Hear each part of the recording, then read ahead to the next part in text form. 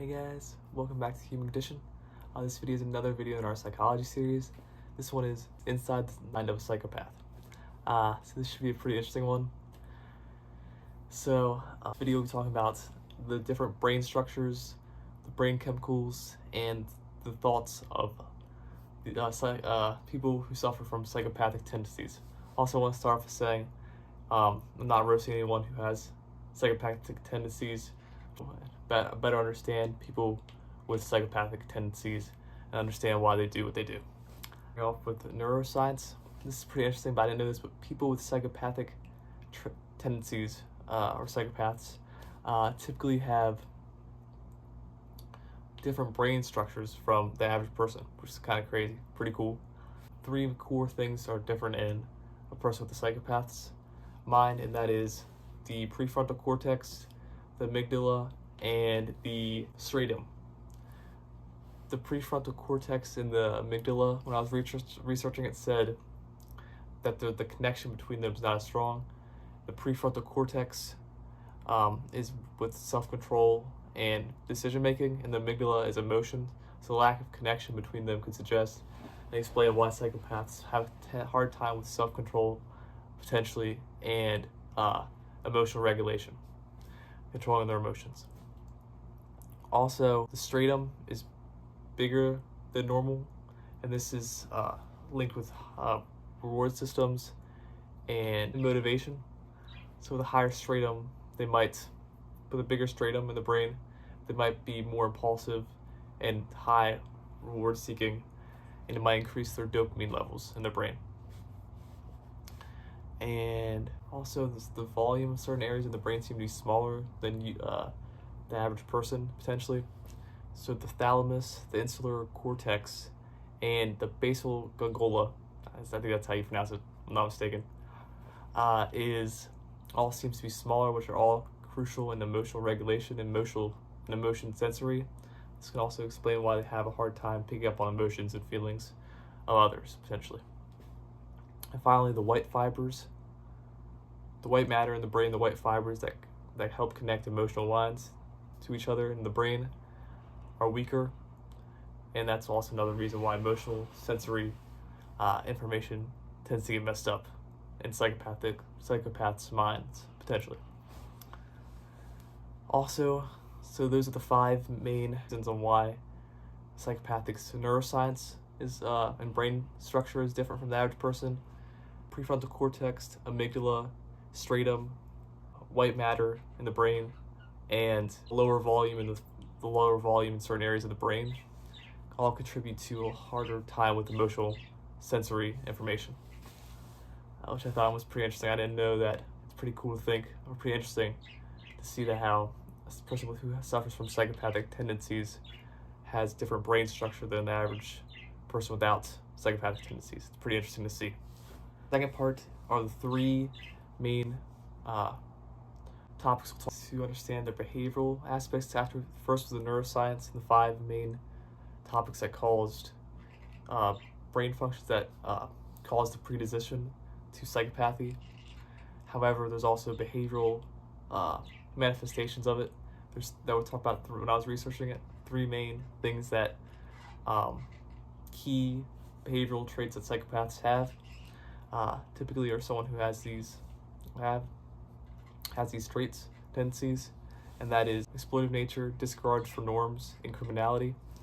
So there's a higher likelihood of people that are psychopaths to sadly commit crime due to physiological brain structures, genes, but also environment to become a full-blown psychopath, potentially. And 3 main behavioral expressions of this is exploitive nature. Number 1, this means that they will try to take advantage of people and not really feel as much. Worst case scenario, not always. Not all psychopaths exploit people and take advantage. Sadly, also do because they have a harder time with empathy and emotions and understanding other people's feelings. And their desire, personal drive, and motivations are a lot higher than the average person, potentially due to increased striatum and higher levels of dopamine in the brain than the average person, meaning impulsivity, inability to pay attention, and an ability to feel emotions thoroughly because they're so distracted by their own goals, usually. Disregard for norms. This being said, they get into trouble a lot with other people in arguments, the law, and everything, all types of things, because they push boundaries very often. But also, on a positive note, if this is used constructively, they can be, and morally, they can be very good business people and successful in careers because they're so motivated and determined for their goals in a positive way. And the final thing is criminality. The sad reality, if someone who has psychopathic tendencies has a bad environment growing up, it might lead to becoming a full-blown psychopath. And this has a very high chance of becoming criminality. And usually psychopaths aren't as emotional, so it's not like aggressive crime, at least in my opinion. But more so manipulative crime and being like crime bosses, because they're so manipulative and calculating and very smart. They can become criminal bosses because of their very good ability to be logical, and the lack of emotional regulation and empathy can make them do very harsh jobs that the average person might not be able to do when becoming a criminal, and that might be different from a sociopath, in my opinion. Also, this last part is just my view on psychopathy and how I came up with this idea of this video. Honestly, I'm being honest, I first started thinking about this when I was watching the TV show Dexter. Pretty fire show. Highly recommend if you can handle a dark humor and a little bit of blood. Pretty fire show, Dexter. And I was thinking, it's kind of sad because, in the show, he's kind of brutal and harsh to people. It's like Dr. Jekyll and Mr. Hyde. He's kind of brutal and harsh to people, but he seems to be so sociable, not a little awkward, in a good way, but a little awkward but like nice. But he's hiding like a beast inside. It's like really sad, and I was like, dang.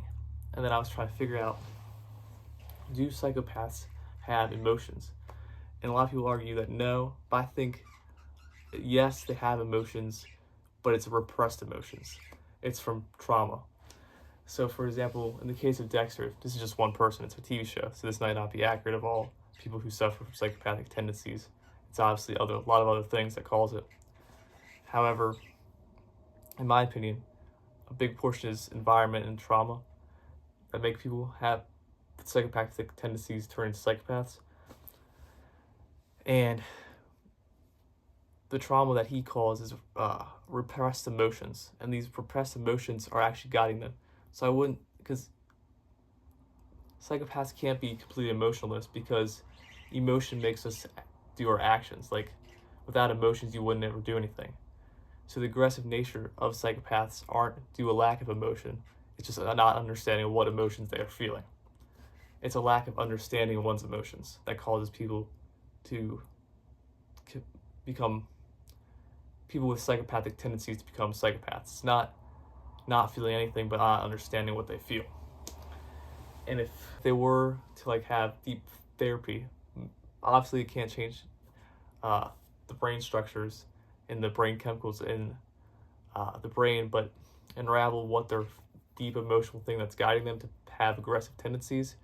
It's probably some form of compensation deep down for something bad that they felt like they had no power over. It's more of a, maybe not all psychopaths and not all people with psychopathic tendencies become psychopaths. They can be good, nice people that have this. But if they do have aggression, it's probably a deep repressed emotion that they don't understand why they feel the way they do. And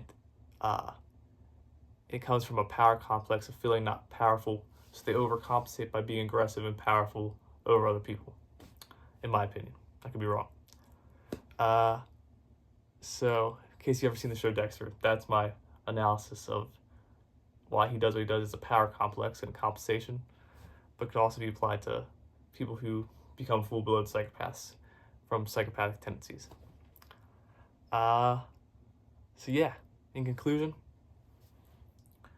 inside the mind of psychopaths don't always people with psychopathic tendencies aren't always going to become psychopaths, and they can actually become, if used correctly, the different neurobiology, genes, and environment can all be used constructively to actually make them be very good at whatever they put their mind to, because they're so goal directed, and if they act like they feel emotions,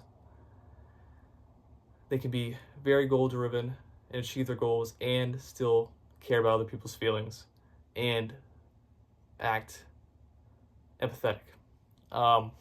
Be very successful people without becoming full-blown psychopaths. And a positive note, if used constructively, if the environment raised constructively, they become very highly driven and successful people potentially.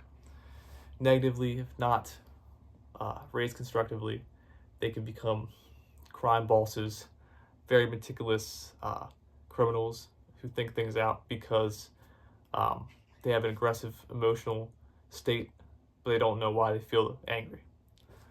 But yeah, I hope you guys liked this video, Inside the Mind of a Psychopath.